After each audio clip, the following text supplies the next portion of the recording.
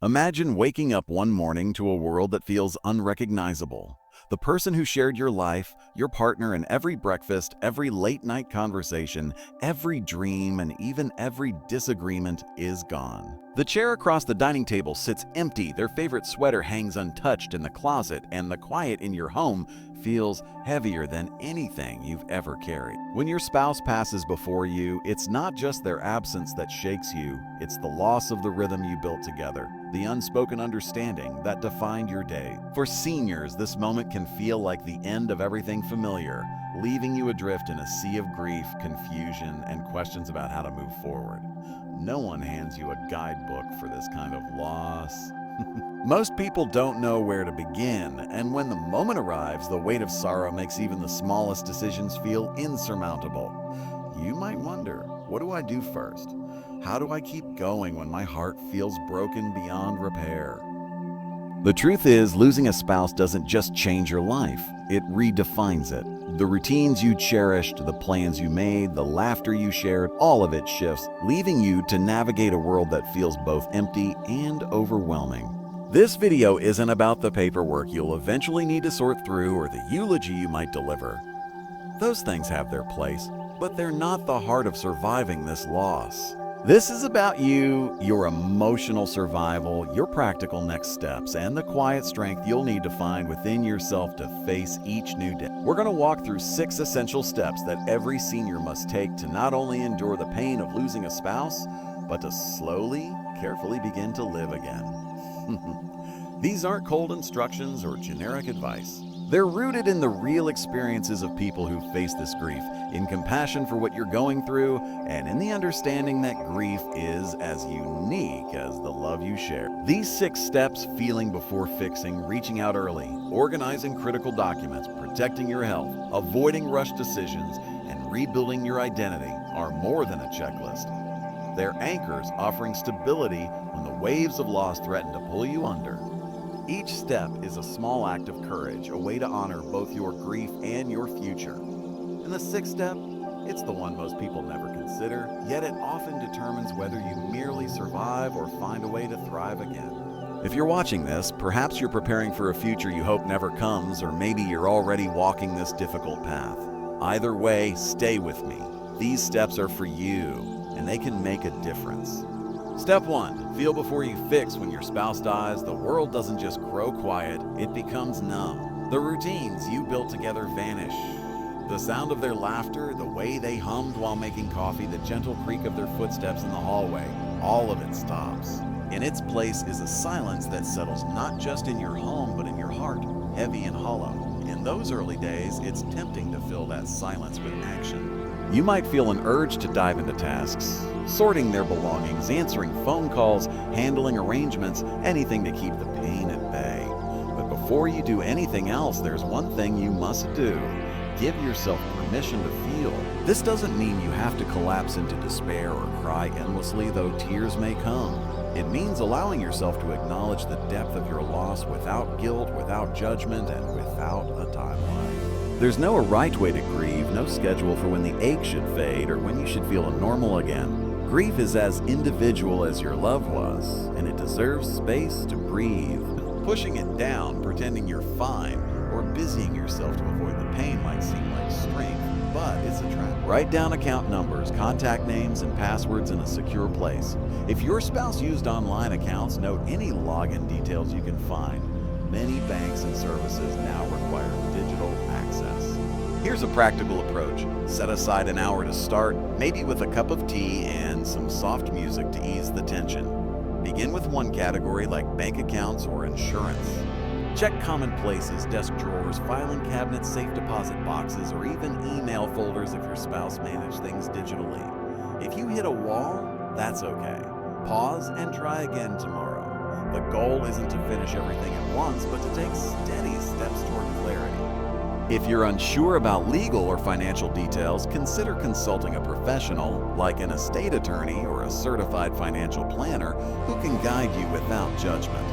Organizing documents isn't just about logistics, it's about reclaiming control in a world that feels chaotic. It's ensuring that your spouse's legacy, the home they love, the savings they worked for, the plans you made together, is protected. It's also about giving yourself one less thing to worry about later. Each paper you find, each call you make is a small victory, a way of saying, I'm still here and I'm taking care of us.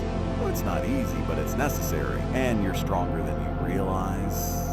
Step 4. Protect your health as an act of survival. Grief doesn't just break your heart, it takes a toll on your body.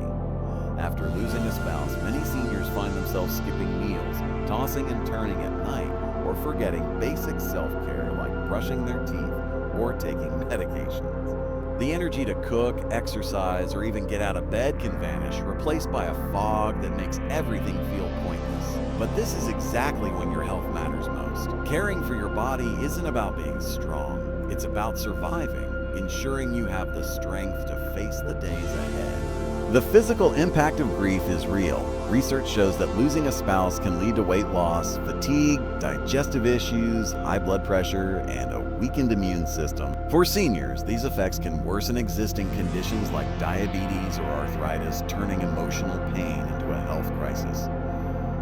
You might not feel hungry, but your body needs fuel. You might not feel tired, but rest is essential. Neglecting these basics can spiral, leaving you vulnerable to illness or accidents that make everything harder. Consider Margaret, an 83-year-old who lost her husband of 60 years. In the first month, she was so consumed by grief that she forgot her heart medication and barely ate, living on tea and crackers. One day, she collapsed while watering her plants, not from a medical emergency, but from exhaustion and dehydration. Her son moved in temporarily, helping her set a routine. Breakfast at 8, a walk at 10, pills at noon. It wasn't perfect, but those small habits brought her back from the edge, giving her the clarity to grieve without harming herself.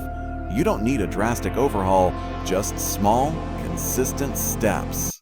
Eat something nourishing, even if it's simple, like oatmeal or a piece of fruit.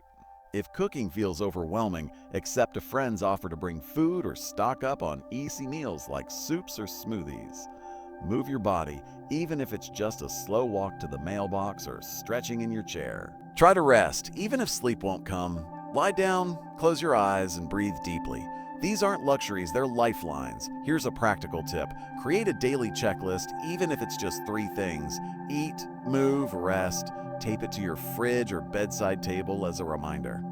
If you're struggling, talk to your doctor. A quick checkup can catch issues early, and just voicing your stress can feel grounding. Some seniors find comfort in routines tied to their spouse, like eating their favorite meal or walking their usual route. This is the quiet, often overlooked work of grief, rebuilding your identity, not as a replacement for who you were together, but as an evolution of who you're becoming. At first, this shift might not be obvious. You're focused on surviving, handling visitors, sorting papers, getting through each day. But eventually, the silence brings that question to the surface. The roles you played, partner, caretaker, confidant, change, and the life you plan together feels like a map that no longer fits. This isn't about erasing your love, it's about discovering who you are when half of your story is gone. Take Evelyn, 81-year-old who lost her husband after 50 years. For months, she kept everything the same. His glasses on the nightstand, his coat by the door, afraid that changing anything meant letting go. But one day, she joined a local knitting group, something she'd loved in her youth but set aside during their marriage. It wasn't about forgetting him, it was about reconnecting with a part of herself she'd forgotten. Knitting led to new friendships, which led to laughter, which led to moments where she felt alive again. She still missed her husband, but she began to see herself as Evelyn, not just to his wife. Rebuilding your identity is slow, messy, deeply personal. Messy and deeply personal. It's asking questions you might not have asked in years. What do I enjoy? What makes me feel peaceful? What do I want these years to mean? Maybe it's picking up a hobby you once loved, like painting or gardening. Maybe it's trying something new, joining a choir, learning to cook, or traveling to a place you always dreamed of. Maybe it's finding contentment in small moments like reading by the window or calling a friend. These aren't replacements for your spouse, they're ways to honor the life you still have. Start small. Try one new thing this week, even if it's just watching a movie your spouse wouldn't have chosen or walking a different route. Notice what feels good, what sparks curiosity. If you're unsure where to begin, think about what brought you joy before your marriage or what you've always wanted to explore. Community can help. Look for local classes, volunteer opportunities, or clubs where you can meet others. Online groups are an option too, especially if mobility is a challenge. This step is about permission to change, to grow, to be someone new while carrying your love for your spouse in your heart. It's not betrayal, it's evolution.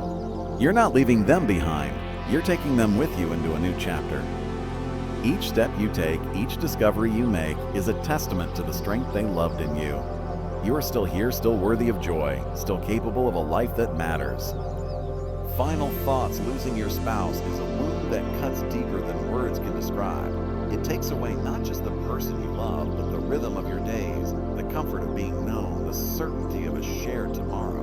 Nothing prepares you for that emptiness, and nothing fills it completely. But within that pain, there is something else. The possibility of survival, of healing, of a life that can still hold meaning. These 6 steps: feeling your grief, reaching out for connection, organizing documents, protecting your health, avoiding rushed decisions, and rebuilding your identity, are not a cure for loss. They're a map guiding you through the storm with compassion and purpose. They're not about moving on, but about moving forward, carrying your love and your memories into a new chapter you didn't choose but can still shape. You don't have to do this perfectly or quickly. Grief is not a race, it's a journey, and every step you take is proof of your resilience. If you're struggling, know this: you are not alone. Countless others have walked this path, and countless others are walking it now. Their stories, like yours, are stories of heartbreak and hope, of loss and love that endures. Take it one day at a time. Cry when you need to, reach out when you're lonely, rest when you're weary, and dream when you're ready.